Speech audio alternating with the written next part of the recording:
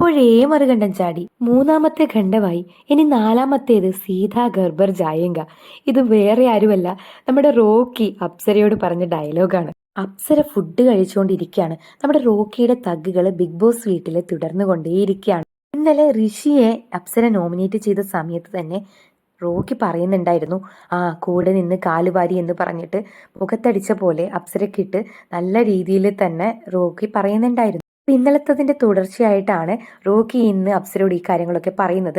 അതായത് മറുകണ്ഠൻ ചാടി എന്നുള്ള കാര്യം. അതുപോലെ തന്നെ സിജോയോട് സംസാരിച്ചുകൊണ്ട് ഇരിക്കുകയാണ് അപ്സര. റോക്കി പറയാണ്, മൂന്നാമത്തെ ഖണ്ഡവും കഴിഞ്ഞ് നാലാമത്തെ ഖണ്ഡത്തിലാണുള്ളത്. ഇനി ഇനി എന്തായാലും വീട്ടിലേക്ക് തിരിച്ചു പോകേണ്ടി വരും.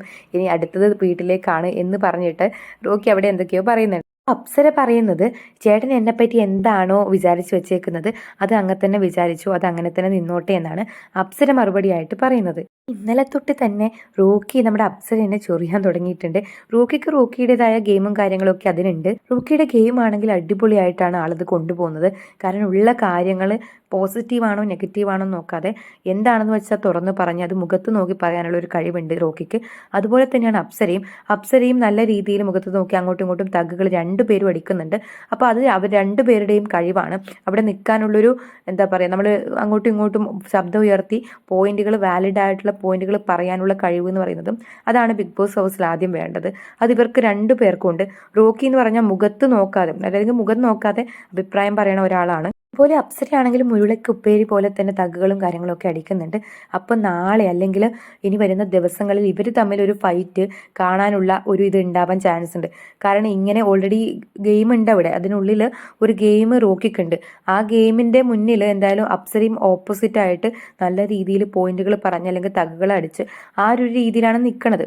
അപ്പോൾ അതിനനുസരിച്ച് ഋഷിയുടെ ഒരു കാര്യത്തിലാണ്, അതായത് ഋഷീനെ ബാക്ക് സ്റ്റാബ് ചെയ്തു അല്ലെങ്കിൽ കൂടെ നിന്നിട്ട് ചതിച്ചു എന്നുള്ള രീതിയിലാണ് പറയണത്. ഇത് എന്തൊക്കെ നോക്കുമ്പോഴും ഇത് ഗെയിമാണ്, ഗെയിമിന്റെ സ്പിരിറ്റിൽ എടുക്കണം. പക്ഷെ ഇതിനുള്ളിലത്തെ ഗെയിമാണ് ഇപ്പൊ റോക്കിയും അപ്സരയായിട്ട് കളിക്കുന്നത്. അതായത് റോക്കിക്ക് അതിനുള്ള ഒരു ഗെയിം ഉണ്ട്. ഓരോരോ കാര്യങ്ങൾ, ചെറിയ കാര്യങ്ങൾ വരുന്ന സമയത്ത് അത് എടുത്തിട്ടിട്ട് അത് ബാക്കിയുള്ളവരുടെ വീക്ക് പോയിന്റ് എടുത്ത് പുറത്തിടാനൊക്കെയാണ് റോക്കി നോക്കുന്നത്.